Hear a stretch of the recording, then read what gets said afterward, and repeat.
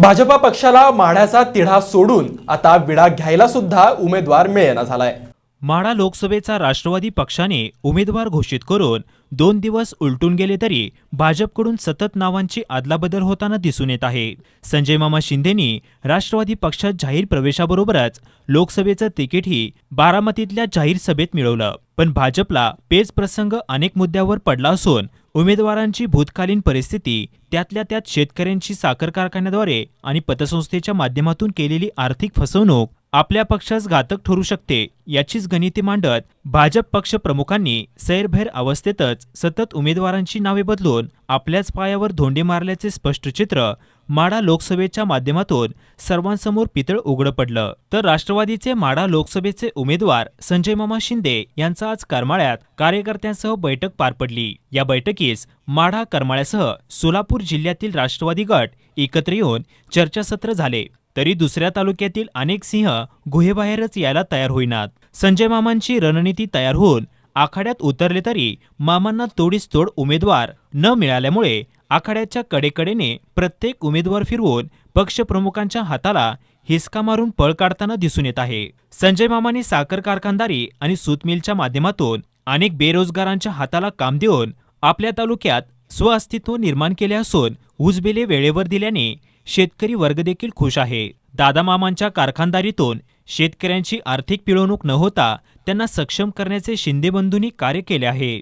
आज माढा तालुक्यासह करमाळा तालुक्यातही साखर कारखानदारीतून हजारो बेरोजगारांना रोजगारांच्या संधी उपलब्ध करून दिल्या।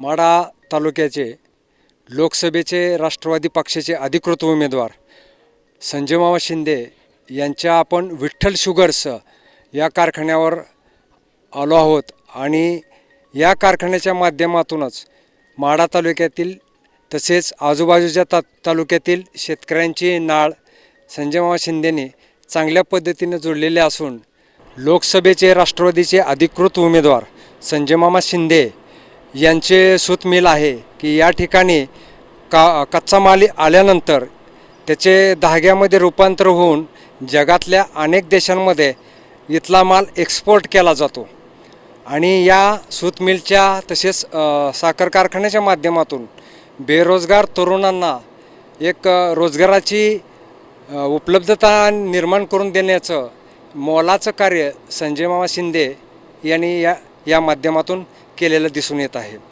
तसेच गेल्या वर्षी 12 जूनला माजी आमदार विनायकराव पाटील यांच्या अमृत महोत्सवी वर्षानिमित्त माननीय शरदचंद्रजी पवारसाहेब कुर्डवाडी शहरातले KN भिसे या महाविद्यालयात आले असताना तरुणांना उमेदवारीची संधी द्या असा एक संदेश गेल्या वर्षीच 12 जूनला KN भिसे महाविद्यालयाच्या प्रांगणामध्ये पवारसाहेबांनी म्हणलेलं होतं। त्याचा प्रत्यय आता पूर्ण तालुका आणि जिल्हावासीय तसेच महाराष्ट्र राज्यामध्ये त्याची अनुभूती येताना दिसते आहे। तर संजय मामा शिंदे यांचं सामर्थ्य हे सहकारी साखर कारखाना, विठ्ठल शुगर्स कारखाना आणि ही सूत मिल या माध्यमातून शेतकऱ्यांना तसेच युवक युवतींना रोजगाराच्या संधी उपलब्ध करून दिलेल्या आहेत। कॅमेरामन रवी ढोबळेसह सहसंपादक विजय चव्हाण, वर्तदर्पण न्यूज, माढा। संजय मामा शिंदे यांच्या विचारातून आणि या माढा तालुक्यासारख्या D+ झोनमध्ये असणाऱ्या दुर्गम भागात ह्या वस्त्रोद्योगाची निर्मिती केली। निर्मिती करत असताना आंतरराष्ट्रीय दर्जाच्या उच्च प्रतीच्या मशिनरी घेणं व आंतरराष्ट्रीय दर्जाचं सूत बनवणं आणि त्या माध्यमातून या तालुक्याचा कसा विकास होईल, इथल्या तरुण बेरोजगारांना कसं रोजगार मिळेल हा मूळ दृष्टिकोन ठेवला। आता या माध्यमातून प्रत्यक्ष आणि अप्रत्यक्ष असं 1000 ते 1200 लोकांना इथं रोजगार उपलब्ध आहे। वर्षाकाठी 150 ते 200 कोटीचा उलाढाल करणारा हा उद्योग या माध्यमातून विविध व्यवसायांना आणि या परिसरातील छोट्या मोठ्या व्यवसायांना प्रचंड मोठी चालना भेटते।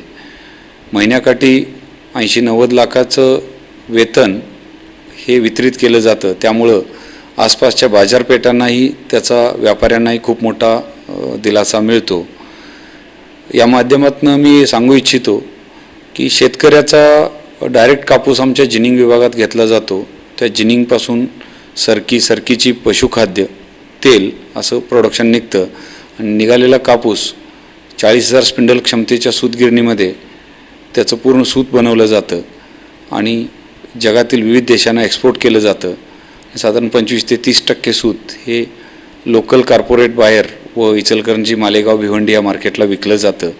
अशा पद्धतीनं हे दैनंदिन कामकाज चालू आहे. गेली 7 वर्ष अतिशय सक्षमपणे इथलं कामकाज चालू आहे. आमचा गुणवत्ता जगातील ज्या 5% सूतगिरण्या ज्या गुणवत्तेचं सूत बनवतात त्या गुणवत्तेचं सूत इथं बनलं जातं.